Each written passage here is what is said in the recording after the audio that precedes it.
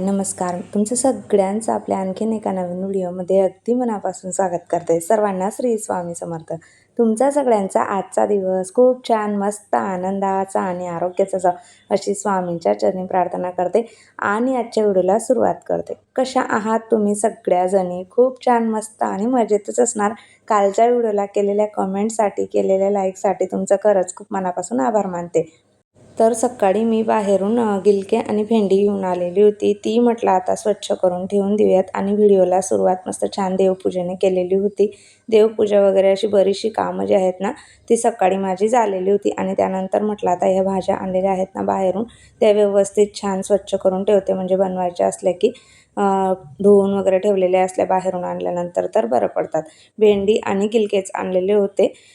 तसं तर भाज्या आमच्या इकडे गुरुवारचाच बाजार असतो भाज्यांचा. त्या दिवशीच मी पूर्ण आठवड्याभराच्या ज्या काही भाज्या लागणार असतात ना, त्या घेऊन येत असते.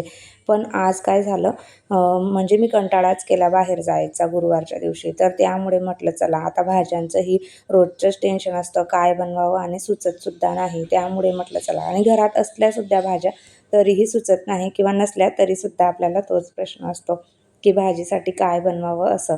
तर इथूनच घेऊन आलेली होती. नाहीतर स्टेशनला सुद्धा जाऊन आम्ही बऱ्याच वेळेला जर सकाळ सकाळी वाटलं ना, तर मग तिकडे जाऊन सुद्धा कधी-कधी आम्ही भाज्या वगैरे ज्या आहेत त्या मी घेऊन येत असते. पण आता ह्यावेळेस काही जाणंच झालेलं नव्हतं. आता म्हटलं इथूनच जवळपासच्या दुकानामध्ये सुद्धा बऱ्यापैकी आता भेटतात, तर तिकडनं आणलेले होते. आणि सकाळी ना यांनी वॉकिंगला गेलेले असताना मी तर काही गेलेली नव्हती. कारण टायमिंगच मुलींचं सगळं इकडे-तिकडे असल्यामुळे वेळेचं काही नियोजन होतच नाही. त्यामुळे काही माझ्याने बाहेर जाणंसुद्धा शक्य होत नाही. मग यांनी ना ताळगोळे आणलेले होते. तर हे छान असतात आणि ह्या दिवसाचे तर चांगलेच असतात. अगदी म्हणजे नारळ पाणीसारखेच. तर वेदूला काही ते आवडत नाही, पण सिद्धीला आवडले आणि मलासुद्धा आवडतात, चांगले असतात आणि ह्या दिवसाचे तरी आपण खाल्लेच पाहिजे. नारळ पाणीसारखंच असतं सेम. तुम्ही खाल्ले असतीलच बऱ्याच जण, कारण मार्केटमध्ये भेटतातच. आणि आमच्या इकडे असं फिरायला वगैरे गेलं ना, तर तिकडनं तर ताडीचे इतके जास्त झाडं आहेत ना, तर सकाळ सकाळी मस्त तिथूनच ते आपल्याला देतात. तर हे ₹100 आणि 120ला 1 डझन असे काहीतरी होते आणि बाहेर आपल्याला जरा जास्त रेटने मिळतात, म्हणजे 100ला 5 असे. तर मी बऱ्याच वेळेला म्हणजे विचारते की कितीला काय आहेत असं, आणि आवडतात ते मलासुद्धा. त्यामुळे आणि इकडे कसं झाडावरून डायरेक्ट तोडून, त्यामुळे रेट जरा व्यवस्थित होते. तर ते मग आता इथं सोलून घेत आहे. ते व्यवस्थित आपल्याला कट वगैरे करून देतात. फक्त वरची सालच आपल्याला काढायची असते. तर ती काढून घेतली आणि सगळ्यांना दिले. मग 2-2 आम्ही तिघांनी घेतले.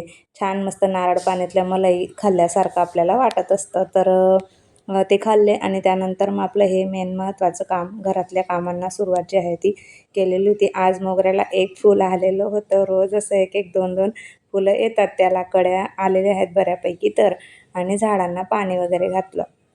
सध्या ना ताईंनो, किचनमध्ये म्हणजे अगदी स्वयंपाकाचा मूडच नसतो, कारण इतकं गरम होतं खूप जास्त. जरी मोठ्या खिडक्या असल्या किंवा छोट्या, पण आता उन्हाळ्याचं ना किचनमध्ये नकोच वाटतं.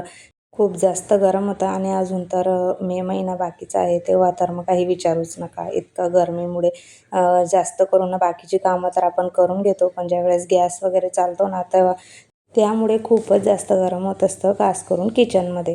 चला आता काय बनवूया म्हटलं, आता भेंडी आणलेली आहे, तर भेंडी इथे कट करून घेतलेली आहे. आपलं नॉर्मल तेलामध्ये जिरे, मोहरी, कढीपत्ता, लसूण याची फोडणी वगैरे देऊन झाल्यानंतर, हिरवी मिरची याची फोडणी देऊन झाल्यानंतर कट करून घेतलेली आपली भेंडी घालणार आहे. नॉर्मल तेल मिठातलीच भेंडी जी आहे ना, तशीच जास्त आवडत असते. आणि इतर भाज्यांपेक्षा भेंडीची भाजी आहेत ना, मुलं जास्त आवडीने खातात. कारण बऱ्याच वेळा मुलांचं बघते मी की बऱ्याच मुलांना भेंडीची भाजी आवडत असते. आणि अशी तेल मिठातली किंवा तव्यावरती आपण भेंडी फ्राय वगैरे करतो ना, अशी कडक, तशीसुद्धा मुलांना खूप जास्त आवडते.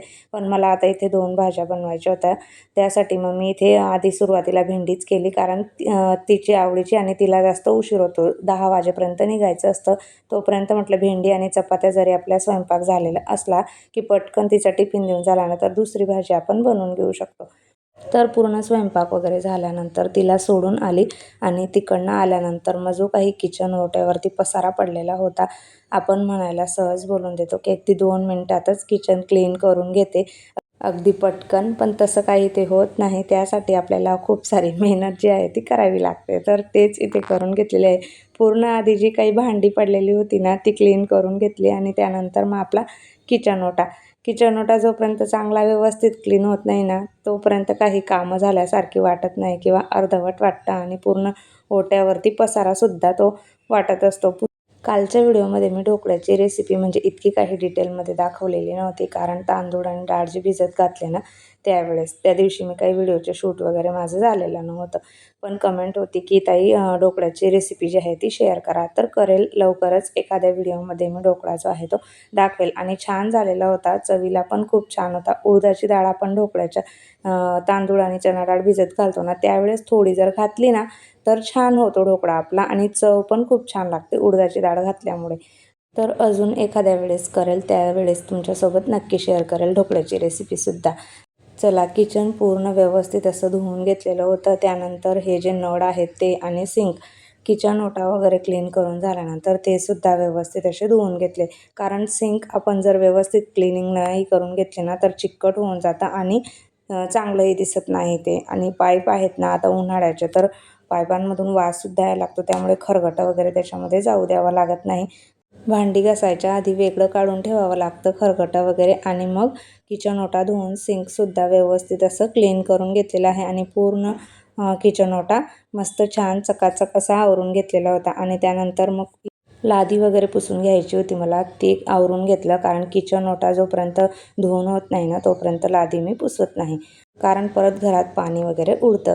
आणि त्यानंतर मग जेवणाची तयारी, मस्त जेवण वगैरे केलं आणि त्यानंतर व्हिडिओचं काम होतं थोडंफार, ते केलं. आणि हे ब्लाऊज मला आज कंप्लीट करून घ्यायचं होतं, तर ते कंप्लीट केल्याशिवाय एकदाचं जर मशीनवरती बसलं ना तर मग पूर्ण ब्लाऊज कंप्लीट होईपर्यंत काही मूड नसतो मशीनवरून उठायचा. तर त्यासाठी आधी सकाळी माझी एक धावपळ असते की घरातली कामं जर लवकर झाली ना तर मग पटकन आपल्याला मशीनवरती बसता येतं, किंवा दिवसभराची जी काही ठरवलेली कामं आहेत ना ती पटकन आपल्याला कंप्लीट करून घेता येतात. नाहीतर मशीनवरती बसायलासुद्धा मी तर म्हणते मुहूर्तच लागतो. कारण का तर मग एकदा तर बसायला होत नाही, आणि मग एकदाचा मूड आला ना ब्लाऊज कटिंग वगैरे झालेली असली की मग पटपट आपल्याला शिवताही येतात. तर अशा पद्धतीची डिझाईन मी इथे घेतलेली होती. हे तुमच्यासोबत शेअर करण्यामागे फक्त एकच की डिझाईन वगैरे जी आहे कशी शिवली, काय शिवली, त्यामुळे सगळं हे तुमच्यासोबत शेअर करत असते. तर आज हातांवरती अशा पद्धतीची डिझाईन घेतलेली होती आणि छान मस्तही वाटत होती. पार्टी वेअर टाईप साडी आहे ही, आणि अशा पद्धतीने आता याच्यावरती अजून मणी येतील, त्यांना हाताने व्यवस्थित असं लावून घ्यावं लागेल. आणि मागच्या साईडचा गळा तशा पद्धतीचा घेतलेला होता. तर असं आजचं हे जे काही मशीनवरचं काम होतं ना ते कंप्लीट करून घेतलेलं होतं. आणि ते मशीनवरचं काम लवकर जरा कंप्लीट झालं, त्यामुळे आज ना 2-3 दिवसापासून सतत म्हणत आहे की तूप वगैरे बनवायचं आहे, लोणी काढून घ्यायचं आहे. साय जमा झालेल्या होत्या आणि वेळोवेळी त्यांचं तूप वगैरे काढून घ्यावं लागतं, नाहीतर ते साय पण वास वगैरे यायला लागतो ह्या दिवसाचा. तरी मी त्याच्यामध्ये थोडं आपलं दही जे आहे ना ते टाकून ठेवते, म्हणजे साय खराब होत नाही किंवा वास वगैरे येत नाही. आणि तुपालासुद्धा छान अशी चव जी आहे ना ती येते.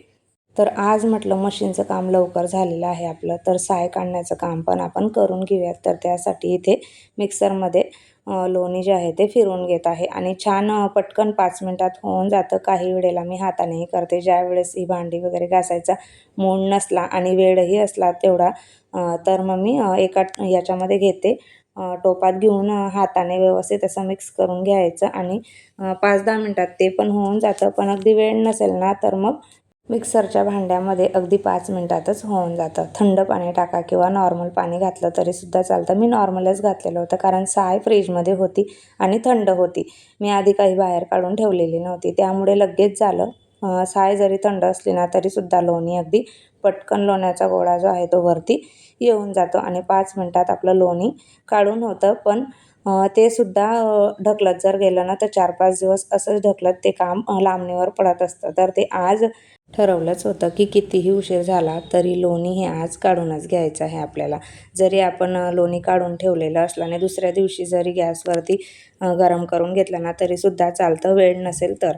पण वेळ असेल तर मग. आणि त्याच्यातलं जे पाणी आहे ना ते असंच टाकून किंवा कुठे सांडून वगैरे न देता झाडांना जर घातलं तर ते झाडांसाठी फायदेशीर असतं. खास करून तर मी कढीपत्त्यालाच घालते, कारण ताक आणि काही असं डाळींचं आपण धुवून वगैरे घेतो ना, त्यांचं पाणीसुद्धा झाडांसाठी चांगलं असतं. तर मी तिथल्या तिथं ते कढीपत्ता त्याच्यासाठीच ठेवलेला आहे, की पटकन लोणी वगैरे काढून झालं किंवा आपण डाळ वगैरे धुवत असतो, त्याचं पाणी आपण तिथल्या तिथं झाडाला टाकू शकतो. लोणी काढून झालेलं होतं, त्यानंतर गॅसवरती ठेवून दिलेलं आहे. आणि मागे मला कमेंट होती, की लोणी काढताना थोडंसं त्याच्यामध्ये ना मीठ घालावं, म्हणजे चव छान येते तुपाला. तर मी घातलेलं होतं. आणि त्याच्यामध्ये मी यावेळेस नागवेलीचं पान काही टाकलं नाही, कारण संध्याकाळ झालेली होती मला बऱ्यापैकी आणि त्यानंतर झाडांना हात लावणंही काही चांगलं नसतं. नाहीतर त्याच्यामध्ये एक नागवेलीचं पान घालायचं आणि पूर्णपणे आपलं तूप तयार झालं की एक पाण्याचा छिडका द्यायचा. चला ताईंनो, कसा वाटला आजचा व्हिडिओ ते कमेंट करून नक्की सांगा. नेहमीप्रमाणे तुम्हाला व्हिडिओ आवडला असेल तर व्हिडिओला लाईक करा, शेअर करा, कमेंट करा, हाईपही करा. पहिल्यांदा बघत असाल तर सबस्क्राईब करा. श्री स्वामी समर्थ.